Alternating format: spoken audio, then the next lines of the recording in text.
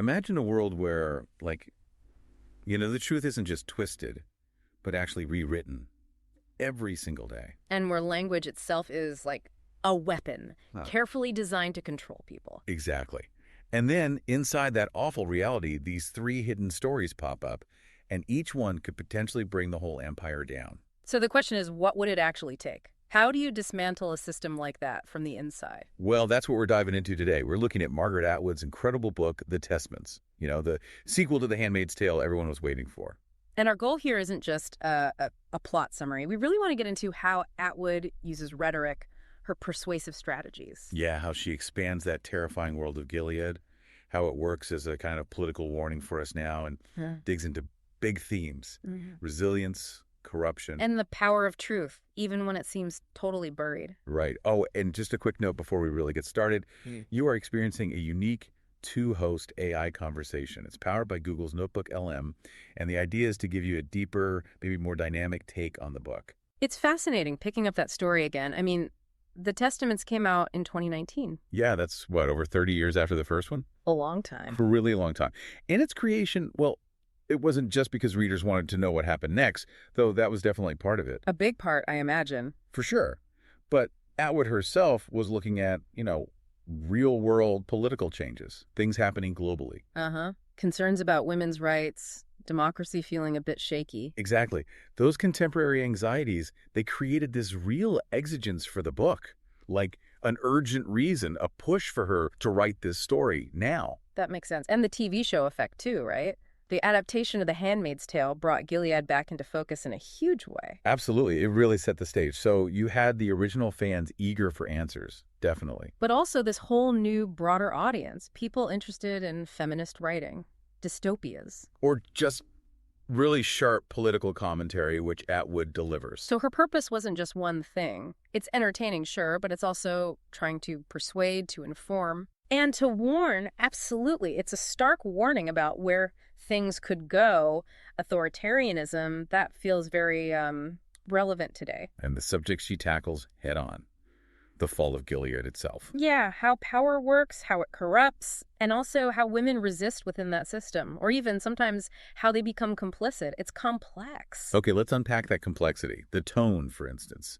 It's not just one single tone, is it? Not at all. It shifts quite dramatically depending on who's telling their part of the story. Right. You've got Aunt Lydia. Her voice is so calculating, cynical. World-weary, almost. Right. Then you shift to Agnes. She starts off so naive, completely indoctrinated. But she grows, her awareness develops. It's quite a journey. And then there's Daisy, or Nicole. Her voice is totally modern, very defiant, sharp. And putting those 3 together, it creates this overall feeling that's serious, cautionary. But surprisingly, there's hope woven in there, too. It kind of suggests that no oppression lasts forever. So how does Atwood make this all feel so convincing? Let's talk about credibility, the ethos. Well, what's fascinating here is how she builds it right into the book's structure. I mean, Atwood herself obviously has huge credibility as a writer. Of course, a literary heavyweight. But within the story, she frames it as if we're reading actual historical documents. Ah, right. And Lydia's secret manuscript, the Ardua Hall holograph. Exactly. And then the transcribed testimonies from Agnes and Nicole, like witness statements. That framing makes it feel incredibly authentic, doesn't it? Almost like nonfiction, even though it's not.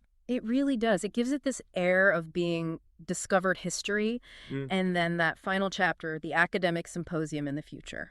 Discussing these very documents, that seals it. It makes the whole fictional account feel chillingly real. It's a brilliant move. And that feeling of realness, that authenticity, it just ramps up the emotional impact, the pathos, wouldn't you say? Oh, absolutely. She doesn't just tell you Gilead is bad, she makes you feel it. Like Agnes's absolute terror about being forced into marriage with some old commander. Or her friend Becca's attempted suicide. Just horrific, trying to escape the same fate. And that cold description of the handmaid dying in childbirth, treated like nothing more than a vessel. It's visceral. It's meant to evoke fear, sympathy, but also real outrage at how dehumanizing the system is. But crucially, it's not just bleakness. No, and that's important. She balances it. There's this growing sense of hope, especially around the sisters, Agnes and Nicole. Their connection, their journey to escape, you really root for them. Exactly. It creates this emotional investment. It shows that even in the absolute worst situations, connection, resilience They can still find a way, a light in the dark. That balance is really effective. Now, what about the logic, the logos? Because even though it's fiction, the argument it makes against totalitarianism feels really solid. It does, and Aunt Lydia's narrative is key here. It's not just her story. It functions almost like a logical breakdown of Gilead's weaknesses. So, She's secretly collecting evidence, documents, secrets, proof of the hypocrisy and corruption at the very top. the receipts, basically. Pretty much.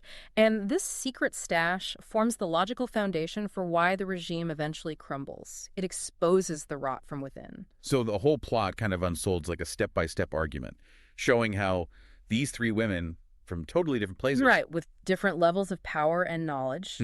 How their actions combined could actually logically bring down this massive, powerful state. It's like a conspiracy, but one rooted in exposing the regime's own internal contradictions. Exactly, but here's where it gets really interesting for me, structurally. The use of multiple voices. The polyvocal approach. Oh, Yeah, that felt like the biggest shift from The Handmaid's Tale. Definitely. Using these interwoven first-person accounts, Lydia, Agnes, Daisy, Nicole, it gives you such a richer, more panoramic view of Gilead. Way more complex than just seeing it through Offred's eyes, as powerful as that was. It's like seeing different facets of the same dark gem. By contrasting these voices, the ultimate insider, the indoctrinated child, the outsider. Atwood gets to really explore deep themes, right? Like truth itself, how perspective shapes everything. And just the sheer power of telling stories, storytelling as resistance. And the language each one uses is so distinct, too, that reinforces who they are. Absolutely.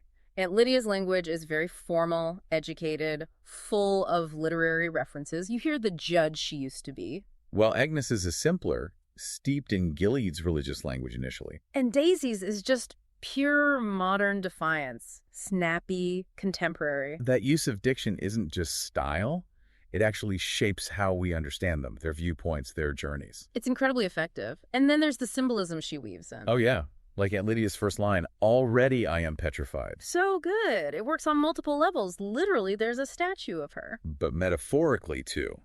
Her position, powerful but trapped, and how she's had to harden herself emotionally. Petrified. Exactly. And the fairy tales, how she plays with those. Right. Agnes is told these sort of sanitized fairy tale versions of things to explain her life. But as she gets older, she starts seeing the, quote, plot holes in those stories. Which mirrors her waking up to the lies of Gilead itself. It's such a clever way to show her developing awareness, from acceptance to seeing the deception. It really is. And another key thing, literacy. Reading and writing. In a place where women are forbidden to do either. Precisely. So the acts of reading and writing become inherently rebellious, powerful acts of resistance. Lydia's secret manuscript. Yeah. Her having access to forbidden books. And Agnes and Becca learning to read together in secret. These aren't just side details. They're crucial to the plot, to bringing Gilead down. Literacy as a weapon. Absolutely. A dangerous, subversive weapon in that context. You know, as we're digging into all these complex layers in Atwood's craft, it's a good moment to mention, for anyone wanting even more deep dives into big ideas and how great stories work, you can explore Mindful Moments over on our YouTube channel. Yeah, it offers AI book analysis that really aims to spark reflection and, rational thought, different ways to look at books you might already know. So wrapping things up a bit, do you think Atwood ultimately succeeded with the Testaments? Did it achieve its purpose? I really think so. She managed to expand the world of Gilead convincingly, give it a satisfying conclusion, or at least a turning point. And the way she told the story, those narrative choices, they felt right for the audience, didn't they? Giving fans answers, but also grabbing new readers with how relevant it all feels. Definitely. It hit both marks. So what does this all mean? What's the big takeaway? For me, it's that exploration of moral ambiguity, especially with Aunt Lydia. Oh, absolutely. She is not simple, not a clear hero, not a clear villain. Right. She's deeply compromised. She does terrible things to gain the power she needs. To ultimately dismantle the system from the inside. And that just forces you as the reader to wrestle with some really tough ethical questions. What is complicity? What are the limits of survival? Can the ends ever justify such terrible means? Even if the end goal is freedom. And the book doesn't give you easy answers. Yeah. It avoids that entirely. It just makes you think critically about your own values, maybe your own choices in tough situations. It highlights the immense cost of resistance and how messy those lines between right and wrong can get when things are really dire. Atwood doesn't lecture, she just presents this complex situation. And maybe that's the final thought, the real power here.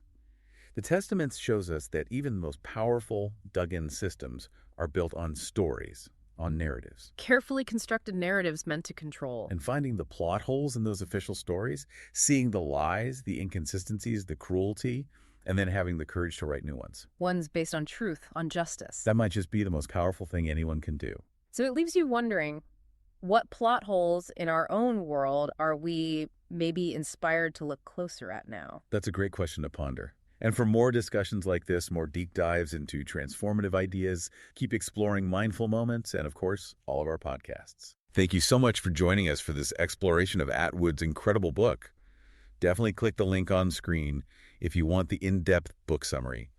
Please subscribe for more content like this. Share this deep dive if you found it valuable. Maybe consider buying the book through the link if you haven't read it yet. And, most importantly, always remember to think critically.